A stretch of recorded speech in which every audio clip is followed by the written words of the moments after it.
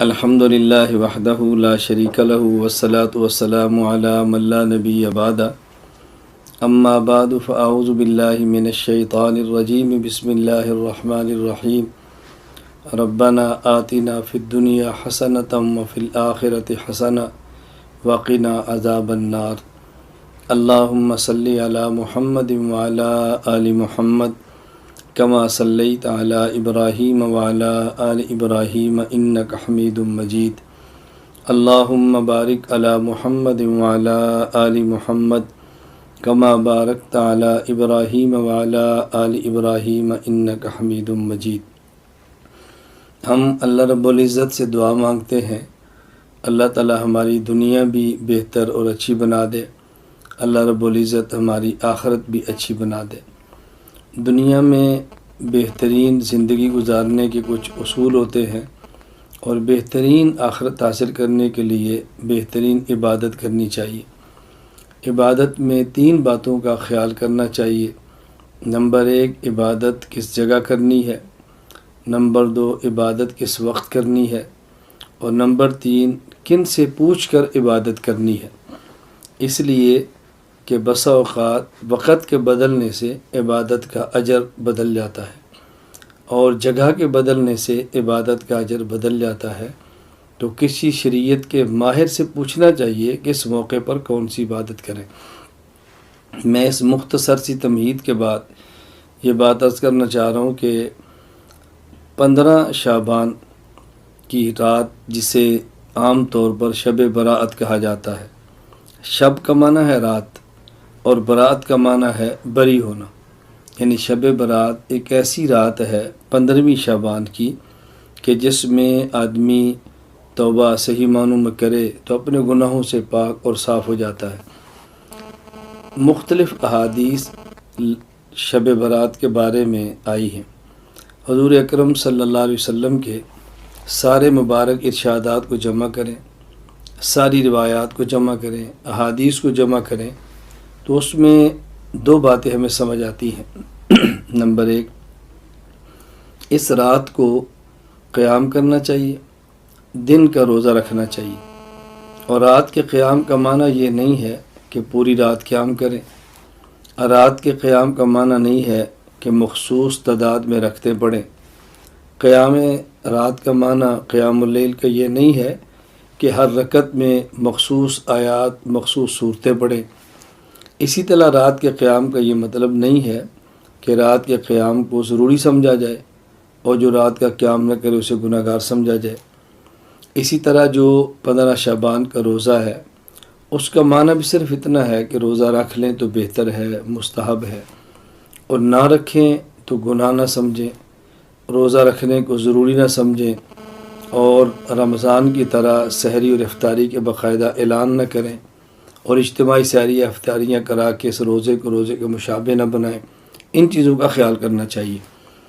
اس رات کو چونکہ آئندہ آنے والے 1 سال کے افراد کے نام لکھے جاتے ہیں، کس کس نے پیدا ہونا ہے، کس کس نے فوت ہونا ہے، کتنا کس کو رزق ملے گا، اس لیے ام المومنین امی عائشہ رضی اللہ تعالیٰ عنہ فرماتی ہیں کہ نبی کریم صلی اللہ علیہ وسلم فرمایا کہ میرا جی چاہتا ہے کہ اس دن میں جب میرا نام لکھا جائے کہ آئندہ سال میں نے کیا کرنا ہے، کہ جب میرا نام لکھا جائے کہ میری اس سال میں وفات آنی ہے، تو میں چاہتا ہوں کہ میرا نام اعمال اس حال میں لکھا جائے کہ میں روزے کی حالت میں ہوں۔ تو میں نے عرض کیا کہ 2 باتیں روایات کو جمع کرنے سے معلوم ہوتی ہیں۔ نمبر 1، رات کا قیام، نمبر 2، دن کا روزہ۔ یہ ایک چیز تو یہ ہوگی، رات کا قیام اور دن کا روزہ۔ نمبر 2، روایات کو دیکھنے سے معلوم ہوتا ہے کہ اس رات اللہ رب العزت جہاں آسمان دنیا سے یہ اعلان فرماتے ہیں، کوئی ہے رزق مانگنے والا جس کو رزق دیا جائے، کوئی ہے مغفرت کو طلب کرنے والا جس کے گناہوں کو معاف کر دیا جائے، جہاں یہ اعلان ہوتے ہیں اس میں کوئی شک کی بات نہیں ہے، یہ اعلانات ہوتے ہیں اور ہم اس کو مانتے ہیں۔ ساتھ احادیث کو دیکھنے سے یہ بھی معلوم ہوتا ہے کہ بعض ایسے بدقسمت افراد ہیں کہ جن کی اس رات بھی مغفرت نہیں ہوتی۔ روایات کو جمع کرنے سے اور شب برات کے متعلقہ ساری احادیث کو دیکھنے سے معلوم ہوتا ہے 8 قسم کے افراد ایسے ہیں کہ جن کی اس رات میں مغفرت نہیں ہوتی۔ نمبر 1، مشرک، جو اللہ کے علاوہ کسی کو حاجت روا سمجھے، اللہ کے علاوہ کسی کو مشکل کو سا سمجھے، اللہ کے علاوہ کسی کو عالم الغیب سمجھے، اللہ کی ذات کے علاوہ کسی بت یا جانور کی پوجا کرے، یہ مشرک ہے، اس کی مغفرت نہیں ہوتی۔ نمبر 2، مشاہن، ایسا وہ شخص کسی مسلمان بھائی کا دل میں بغض رکھے، اس بغض رکھنے والے شخص کی بھی مغفرت نہیں ہوتی۔ نمبر 3، مدمن خمر، ایسا وہ شخص جو شراب کا عادی ہے، اس کی مغفرت بھی نہیں ہوتی۔ کبھی شراب پیا اور توبہ کر لی، آئندہ نہ پیا، یہ الگ بات ہے۔ شراب کا عادی، اس کی مغفرت بھی نہیں ہوتی۔ بلکہ حدیث پاک میں کہ جو شخص دنیا میں شراب پیے پھر توبہ نہ کرے، اللہ اس کو جنت کی شراب سے محروم فرماتے ہیں۔ نمبر 4، مسبل ازار، وہ شخص جو شلوار ٹخنوں سے نیچے کرے، ایسا مرد، اس کی مغفرت بھی نہیں ہوتی۔ اور یہاں یہ واضح نشین فرمائیں، شلوار ہو تب، پائجامہ ہو تب، پینٹ ہو تب، تہمت ہو تب، لنگی ہو تب، کوئی بھی کپڑا جو بندہ پہنتا ہے اس کو ٹخنے سے نیچے کرنا مرد کے لیے حرام ہے۔ عورت کے لیے ٹخنا ظاہر کرنا حرام ہے اور مرد کے لیے ٹخلے کو چھپانا حرام ہے۔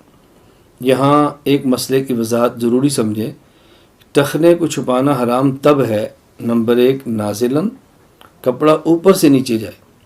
نمبر 2، قائماً، کہ بندہ کھڑا ہو، اگر کوئی شخص بیٹھا ہو یا لیٹا ہو پھر ٹخنا چھپا لے تو گناہ نہیں ہے۔ اسی طرح جراب یا موزہ جو نیچے سے اوپر کی طرف آتا ہے پہن لے، ٹخنا چھپا لے، تب بھی گناہ نہیں ہے۔ تو ایک وہ شخص جو ٹخنا چھپاتا ہے، اس کی مغفرت نہیں ہوتی۔ نمبر 5، قاتل، ناحق کسی کو قتل کرنے والا، اس کی مغفرت نہیں ہوتی۔ نمبر 5، قاطع الرحم، رحم یعنی رشتہ داری کے تعلقات کو ختم کرنے والا۔ اور اس میں یہ وضاحت ضروری سمجھے، اس سے مراد وہ شخص ہے جو دنیا کی بنیاد پہ تعلق توڑے، اور اگر شریعت کی وجہ سے تعلق توڑے، جہاں شریعت کا حکم ہو کہ ایسے بندے تعلقات منقطع کریں، وہ اس کے اندر شامل نہیں ہے۔ کبھی رشتے کا جھگڑا، کبھی زمین کا جھگڑا، کبھی کوئی خاندان برادری کا جھگڑا، ان معاملات پہ تعلقات توڑنا ہی ٹھیک نہیں ہے۔ کسی سے رشتہ مانگا ہے، ان نے نہیں دیا تو ہمیشہ کے لیے بولنا چھوڑ دیا، کیوں نہیں دیا؟ ان کی مرضی ہے، بیٹی ہے ان کی مرضی ہے، بیٹا ہے، وہ رشتہ دیتے ہیں تو ٹھیک ہے، نہیں دیتے تو ان کی مرضی ہے، اس پر تعلقات ختم نہیں کیے جا سکتے۔ اسی طرح عاق لوالدین، عاق، نافرمان، ماں کا نافرمان یا والد کا نافرمان یا دونوں کا نافرمان، اس رات اس شخص کی بھی اللہ مغفرت نہیں فرماتے۔ اسی طرح 8واں، وہ شخص جو زنا کرے۔ حدیث پاک میں زانیہ کے لفظ ہے، عورت، زنا کرنے والی۔ جو حکم زانیہ عورت کا ہے وہ حکم زانی مرد کا ہے۔ بطور خاص عورت کی بات اس لیے کی ہے کہ عورت کو شریعت نے حفاظت کے اتنے اسباب دیے ہیں کہ اس کو زنا کے قریب بھی نہیں جانا چاہیے۔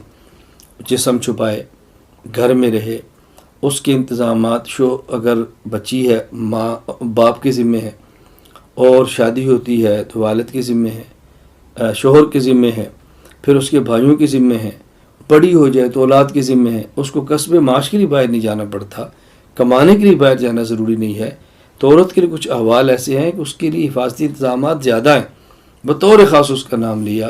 بہرحال زنا کا عادی مرد ہو یا عورت، ان کی مغفرت بھی رات نہیں ہوتی، باقی تمام کی مغفرت ہو جاتی ہے۔ اس رات میں اور دن میں اللہ توفیق عطا فرمائے تو رات کا قیام کریں، حسب استطاعت نوافل پڑھیں، اور اللہ توفیق دے تو حسب استطاعت دن کا روزہ رکھیں۔ کوئی غریب ہے تو اس کو سحری افطاری کرا دے، یہ بھی ٹھیک ہے۔ اور اگر یہ کام نہ کر سکیں تو بطور خاص 2 چیزوں کا خیال فرمائیں۔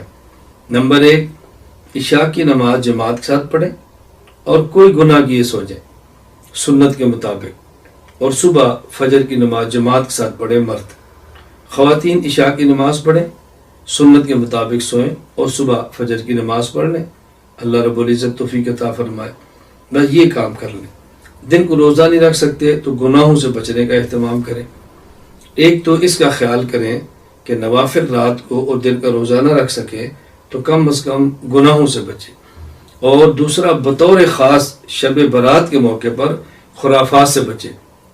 کہیں حلوہ اور پوڑی کو ضروری سمجھا جا رہا ہے، اور کہیں رات کو پٹاخے بجانے یہ بچوں کے لیے ضروری سمجھا جا رہا ہے، کہیں اجتماعی عبادت تسبیح کی نماز پڑھنی ضروری سمجھی جا رہی ہے، کہیں خواتین اور مردوں کا مخلوط اجتماع ضروری سمجھا جا رہا ہے، کہیں مساجد اور دیگر جگہوں کو چراغاں کرنا ضروری سمجھا جا رہا ہے۔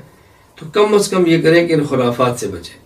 یہ شب برات کے موقع پہ پٹاخے، شب برات کے موقع پر مخلوط اجتماع، شب برات کے موقع پہ اہتمام کے ساتھ صلاۃ و تسبیح کی جماعتیں، تو یہ بدعات ان سے بچیں، رسوم سے بچیں اور خرافات سے بچیں۔